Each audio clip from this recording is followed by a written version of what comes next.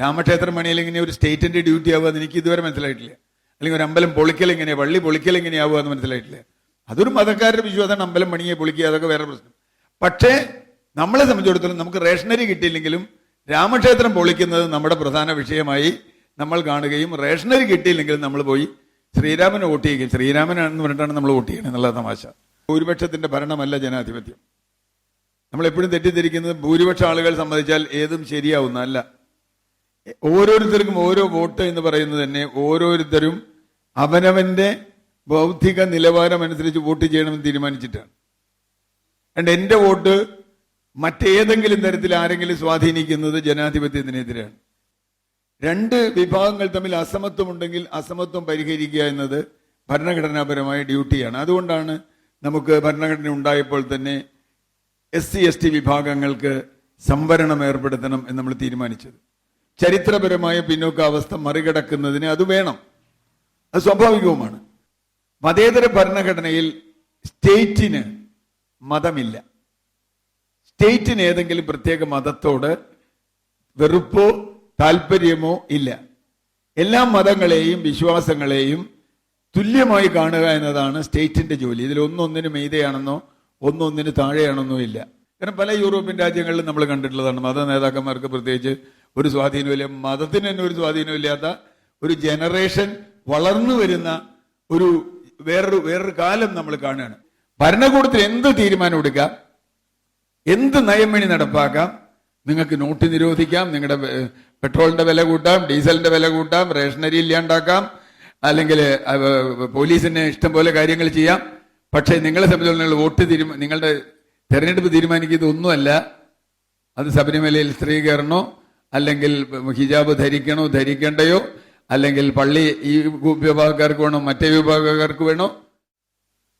ഇന്ന് ഒരു പ്രധാന പ്രശ്നം ഈ ഭരണഘടന തന്നെ വലിയ രീതിയിൽ ചോദ്യം ചെയ്യപ്പെട്ടുകൊണ്ടിരിക്കുന്നു എന്നുള്ളതാണ്. ഇത്രയും പ്രബുദ്ധമായൊരു സദസ്സിനോട് ഞാൻ കൂടുതൽ വിശദീകരിക്കേണ്ടതില്ല.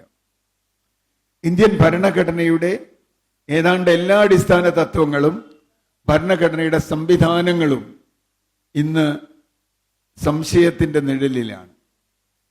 ഏറ്റവും ഒടുവിൽ ഇലക്ഷൻ കമ്മീഷൻ വരെ, സംശയമല്ല, നമുക്ക് ഏതാണ്ട് കാര്യങ്ങൾ അറിയാമെങ്കിൽ പോലും അങ്ങനെ അപകടകരമായൊരവസ്ഥയിൽ അതിനു മുമ്പ് തന്നെ സുപ്രീം കോടതി അടക്കമുള്ള സംവിധാനങ്ങൾ പലപ്പോഴും നമ്മളോട് അവരുടെ സംശയങ്ങൾ അവർക്കുള്ളിൽ നിന്ന് തന്നെ പലപ്പോഴും വന്നിട്ടുണ്ട്.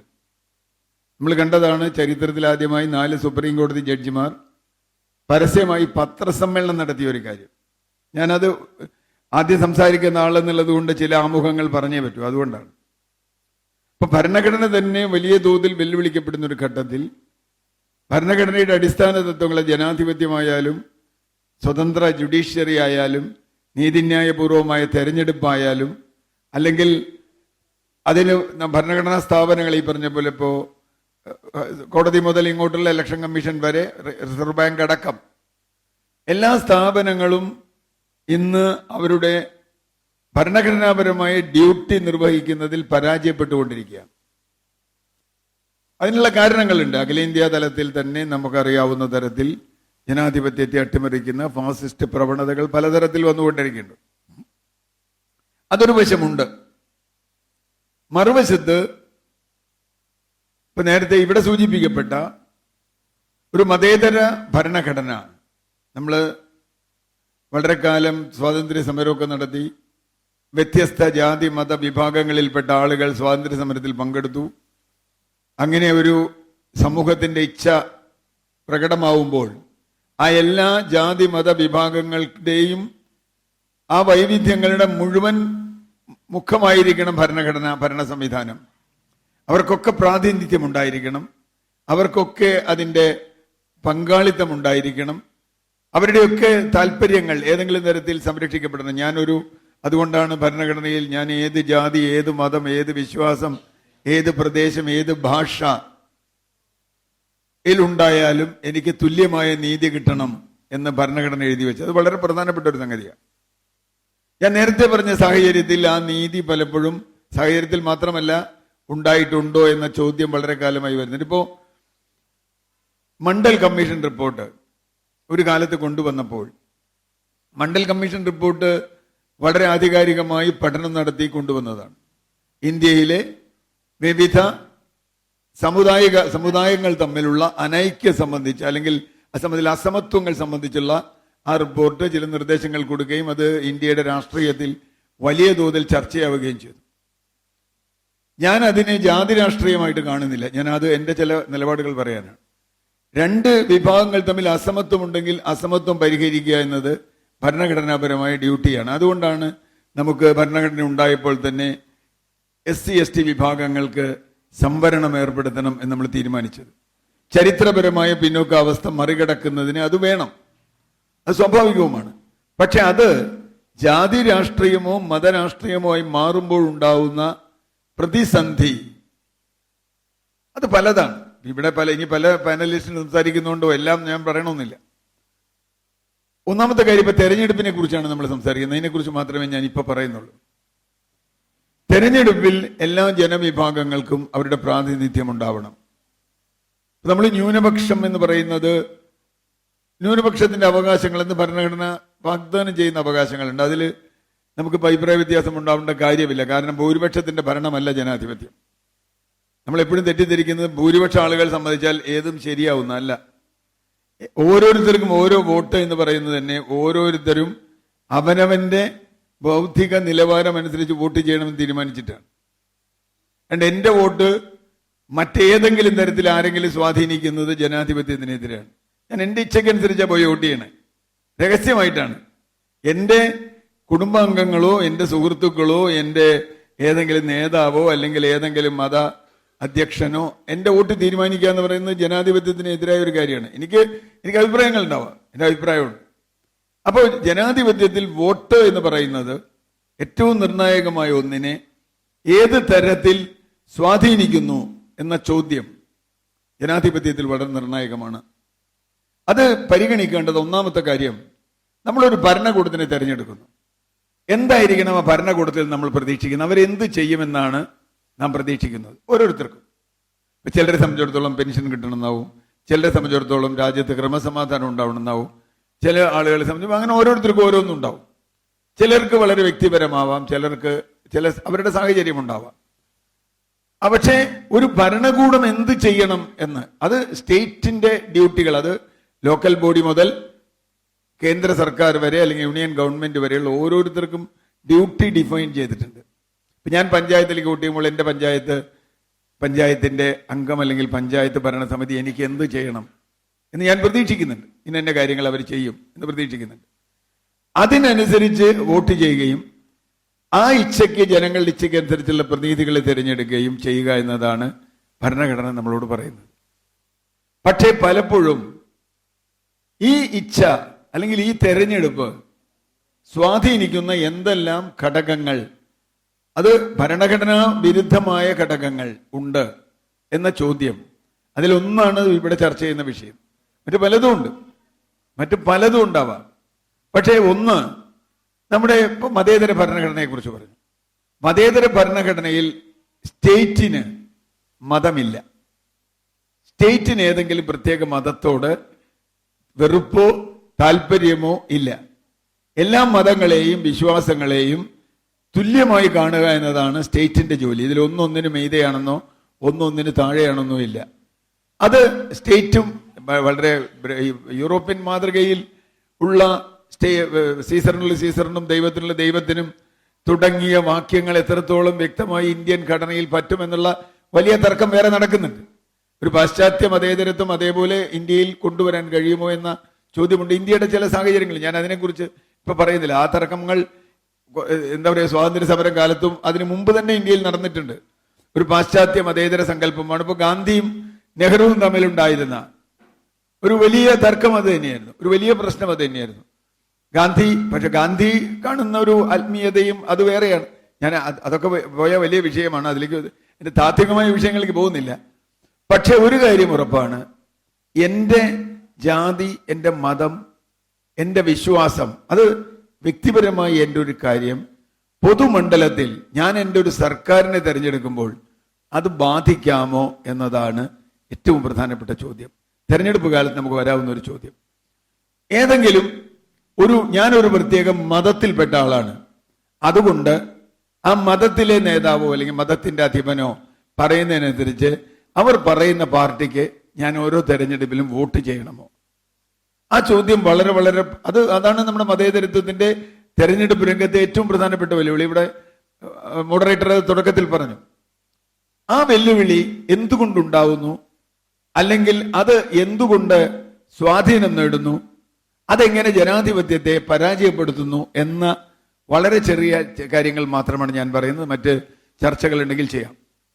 ഞാൻ നേരത്തെ പറഞ്ഞതുപോലെ ഒരു ഭരണകൂടം ചെയ്യണമെന്ന് നാം തീരുമാനിക്കുന്ന ഘടകങ്ങൾ, ഭരണകൂടത്തിന്റെ കടമ അതുകൊണ്ട് തന്നെ മതേതരമായ കടമയാണ് എന്നതുകൊണ്ട് ഭരണകൂടം എന്ത് ചെയ്യണമെന്ന് ഞാൻ തീരുമാനിക്കുന്നത് മതേതരമായ പ്രവർത്തനം ഉണ്ടാവണം എന്നുള്ളതുകൊണ്ട് എൻ്റെ വോട്ട് ആ അർത്ഥത്തിൽ മതേതരമാണ്. അതാണ് ഞാൻ പറഞ്ഞത്. ഭരണകൂടം ചെയ്യേണ്ട അതാണ്.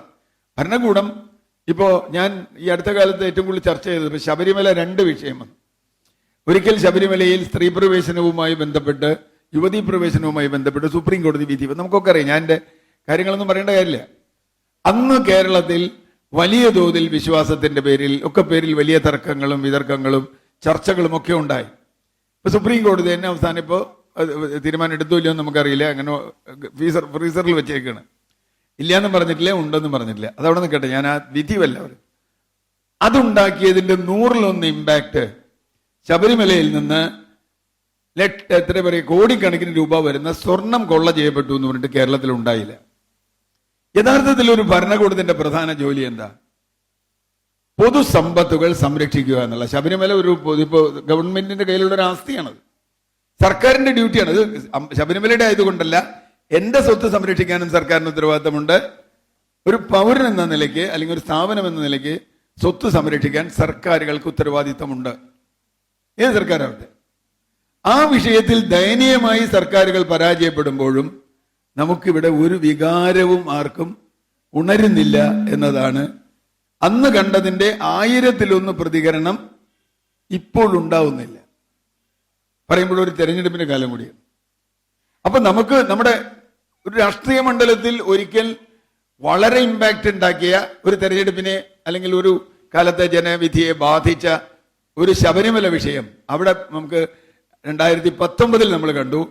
എന്നാൽ ഒരു ഭരണകൂടം എന്ന നിലയ്ക്ക് അതിനേക്കാളൊക്കെ നിർണായകമായി ചെയ്യേണ്ട ഒരു കാര്യമാണ് മനുഷ്യന്റെ ജീവനും സ്വത്തും സംരക്ഷിക്കുക എന്നത്. നമ്മൾ എഴുതി വെച്ചിട്ടുള്ളതാണ്, ലൈഫ് ആൻഡ് പ്രോപ്പർട്ടി സംരക്ഷണം. അതിൽ പരാജയപ്പെടുമ്പോൾ നമുക്ക് എന്തുകൊണ്ടാണ് അങ്ങനെ ഒരു വൈകാരികത വരാത്തത്? അവിടെയാണ് ഞാൻ ആ ഒരു വൈരുദ്ധ്യം പറഞ്ഞത്. സ്റ്റേറ്റ് ചെയ്യേണ്ട ജോലി ചെയ്യാതിരിക്കുമ്പോൾ നമുക്കൊരു വികാരവുമില്ല. സ്റ്റേറ്റിന് പ്രത്യേകിച്ച് ഒരു പണിയില്ല. ആരെങ്കിലും കയറാതിരിക്കുക, അത് സ്റ്റേറ്റ് തടയണ്ടോ എന്നുള്ളതൊക്കെ രണ്ടാമത്തെ വിഷയം. അവർ കയറാതിരിക്കുക തീർത്തും വ്യക്തിപരമായ ഒരു വിശ്വാസത്തിന്റെ പ്രശ്നത്തിന്റെ പേരിൽ ഒരു വിധിയിൽ സ്റ്റേറ്റിനൊരു കടമയുമില്ലാത്തൊരു സ്ഥലത്ത് അത് വലിയ വിഷയമാവുകയും ചെയ്ത വളരെ രസകരമായ, ഞാൻ കേരളത്തിലെ ഒരു തെരഞ്ഞെടുപ്പ് കഴിഞ്ഞപ്പോൾ രണ്ടാമത്തെ തെരഞ്ഞെടുപ്പിൽ നിൽക്കുമ്പോൾ ഈ ശബരിമല എന്ന ഒറ്റ വിഷയം നമ്മൾ എങ്ങനെയാണ് കാണുന്നത് എന്ന് കാണിക്കാനാണ്. എന്തുകൊണ്ടാണ് പലപ്പോഴും എന്ന് വെച്ചാൽ ഇത്തരം സ്വാധീനങ്ങൾ നമ്മുടെ ഭരണകൂടങ്ങളിൽ വരുന്നത്? അതിന് കാരണം അത് ഈ ശബരിമലയിൽ തന്നെ ഉദാഹരണത്തിലുണ്ട്.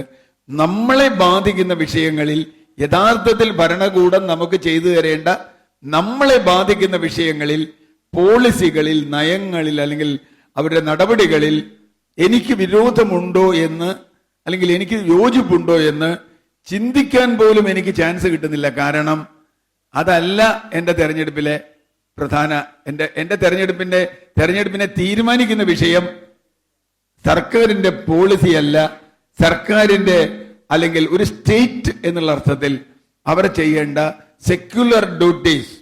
അത് ആരോഗ്യമാവാം, വിദ്യാഭ്യാസമാവാം, പോലീസ് ആവാം, എന്ത് വേണമെങ്കിലും ആവാം. ബാക്കിയുള്ള ഭരണഘടന പറയുന്ന സെക്യുലർ ഡ്യൂട്ടീസ്, ആ ഡ്യൂട്ടീസിനെ കുറിച്ചുള്ള എൻ്റെ അഭിപ്രായമല്ല ആ ഭരണകൂടത്തെ തിരഞ്ഞെടുക്കാനുള്ള എൻ്റെ തീരുമാനത്തെ ബാധിക്കുന്നത് എന്നത് തന്നെയാണ് പ്രശ്നം. അപ്പൊ എന്ത് പറ്റും? ഭരണകൂടത്തിൽ എന്ത് തീരുമാനം എടുക്കാം, എന്ത് നയം വേണി നടപ്പാക്കാം. നിങ്ങൾക്ക് നോട്ട് നിരോധിക്കാം, നിങ്ങളുടെ പെട്രോളിന്റെ വില കൂട്ടാം, ഡീസലിന്റെ വില കൂട്ടാം, റേഷനറി ഇല്ലാണ്ടാക്കാം, അല്ലെങ്കിൽ പോലീസിന് ഇഷ്ടം പോലെ കാര്യങ്ങൾ ചെയ്യാം.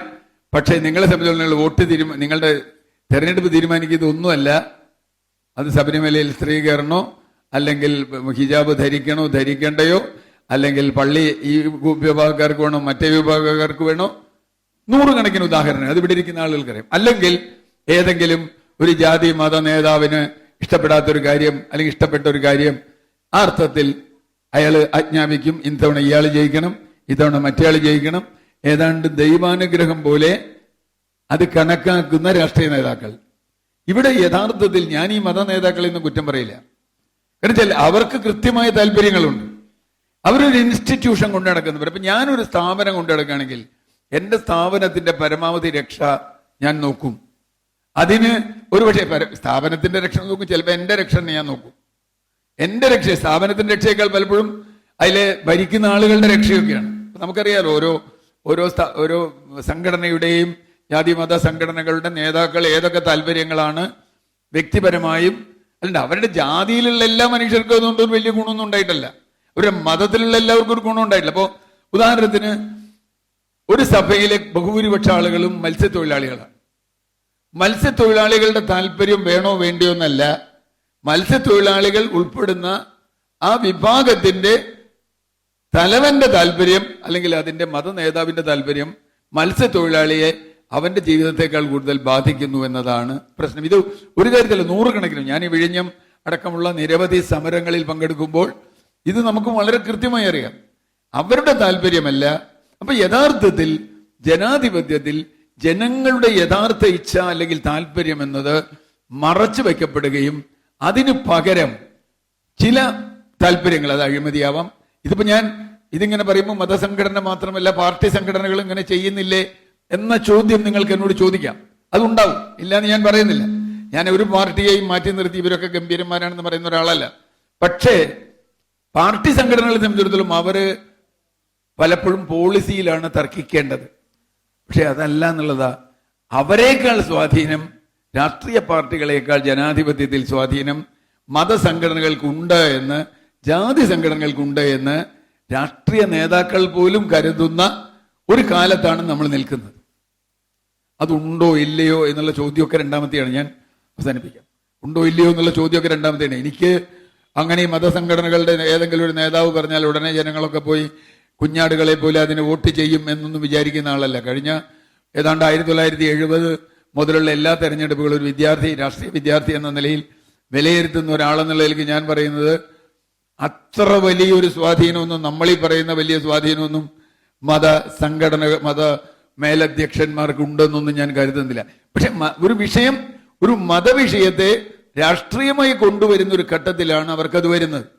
ഒരുപക്ഷെ ഒരു 1959 വിമോചന സമരം നമ്മൾ എടുത്താൽ, വിമോചന സമരത്തിൽ എത്ര ആളുകളെ കൂട്ടാൻ കഴിഞ്ഞോ അത്ര ആളുകളെ ഇന്ന് കൂട്ടാൻ ആ സഭകൾക്കും ആ പാർട്ടികൾക്കും അവർക്ക് കൂടി കഴിയില്ലെന്ന്. കാരണം ആളുകളെ സംബന്ധിച്ചിടത്തോളം വേറെ പലതരത്തിൽ കുറെ കൂടിയൊക്കെ സമൂഹം മുമ്പോട്ട് പോയതിന്റെ ഒരുപാട് ലക്ഷണങ്ങൾ, പ്രത്യേകിച്ചും യൂത്ത്. ഞാൻ കണക്കാക്കുന്നില്ല ഇന്ന് നമ്മളിപ്പോ ഇവിടെ ഇരിക്കുന്നവരൊക്കെ എനിക്ക് തോന്നുന്നു അധികം പ്രായമുള്ള ഇന്നത്തെ ഇനി അടുത്ത് വരാൻ പോകുന്ന ഒരു തലമുറയെ ഇവിടെ ഏതെങ്കിലും മത നേതാക്കന്മാർക്ക് സ്വാധീനിക്കാൻ കഴിയുന്ന ഒരു കാലം ഉണ്ടാവില്ല. ഒരുപക്ഷെ നമ്മളിങ്ങനെ വിലപിക്കുന്നില്ലാതെ അത് കഴിഞ്ഞാൽ അത് പോകുന്നതാണ്. കാരണം പല യൂറോപ്യൻ രാജ്യങ്ങളിലും നമ്മൾ കണ്ടിട്ടുള്ളതാണ് മത നേതാക്കന്മാർക്ക് പ്രത്യേകിച്ച് ഒരു സ്വാധീനമില്ല, മതത്തിന് തന്നെ ഒരു സ്വാധീനമില്ലാത്ത ഒരു ജനറേഷൻ വളർന്നു വരുന്ന വേറൊരു കാലം നമ്മൾ കാണുകയാണ്. അതുകൊണ്ട് ഞാൻ അവസാനിപ്പിക്കുന്നത്, ഇനി ചർച്ച നമുക്ക് തുടരാം, പക്ഷെ പ്രധാനമായും സാമൂഹ്യമായി, സാമ്പത്തികമായി അല്ലെങ്കിൽ സാംസ്കാരികമായി സമൂഹത്തിലുള്ള പ്രശ്നങ്ങളെ സമർത്ഥമായി മറച്ചു പിടിക്കുകയും അതിന് പകരം അതിപ്പോ കേന്ദ്രമായാലും കേന്ദ്രത്തിലായാലും സംസ്ഥാനത്തിലായാലും ഈ പറഞ്ഞ പോലെ മതവുമായി ബന്ധപ്പെട്ട യഥാർത്ഥത്തിൽ സർക്കാരിനൊരു ചുമതലയും ഇല്ലാത്ത വിഷയങ്ങളിൽ അമ്പലം പണിയണത് സർക്കാരിന്റെ ചുമതലയല്ല. രാമക്ഷേത്രം പണിയിൽ ഇങ്ങനെ ഒരു സ്റ്റേറ്റിന്റെ ഡ്യൂട്ടി ആവുക എന്ന് എനിക്ക് ഇതുവരെ മനസ്സിലായിട്ടില്ല. അല്ലെങ്കിൽ ഒരു അമ്പലം പൊളിക്കൽ എങ്ങനെയാ, പള്ളി പൊളിക്കൽ എങ്ങനെയാവുക എന്ന് മനസ്സിലായിട്ടില്ല. അതൊരു മതക്കാരുടെ വിശ്വാസമാണ്, അമ്പലം പണിയെ പൊളിക്കുക, അതൊക്കെ വേറെ പ്രശ്നം. പക്ഷേ നമ്മളെ സംബന്ധിച്ചിടത്തോളം നമുക്ക് റേഷനറി കിട്ടിയില്ലെങ്കിലും രാമക്ഷേത്രം പൊളിക്കുന്നത് നമ്മുടെ പ്രധാന വിഷയമായി നമ്മൾ കാണുകയും റേഷനറി കിട്ടിയില്ലെങ്കിലും നമ്മൾ പോയി ശ്രീരാമനെ വോട്ട് ചെയ്യുകയും, ശ്രീരാമനാണെന്ന് പറഞ്ഞിട്ടാണ് നമ്മൾ വോട്ട് ചെയ്യണത് എന്നുള്ള തമാശ. അപ്പോ ശ്രീരാമൻ രാജാവായിരുന്നു. അപ്പൊ ഏതായാലും ഈ ചർച്ച നല്ലതാണ്. മറ്റുള്ള ആളുകളുടെ അഭിപ്രായം കേൾക്കാൻ എനിക്ക് താല്പര്യമുണ്ട്. ഞാൻ വളരെ ആദ്യം സംസാരിച്ച ഒരാളെന്നുള്ള നിലയ്ക്ക് കുറച്ച് ജനറിക് ആണ് സംസാരിച്ചത്. ഇനി വേണമെങ്കിൽ വിവിധ വിഷയത്തിൽ നമുക്ക് ഈ ചർച്ച തുടരാം. ഞാൻ എൻ്റെ ഈ ആദ്യത്തെ സെക്ഷൻ ഞാൻ അവസാനിപ്പിക്കുന്നു. Thank you. നന്ദി മിസ്റ്റർ ശ്രീകാന്ത് നീലകണ്ഠൻ.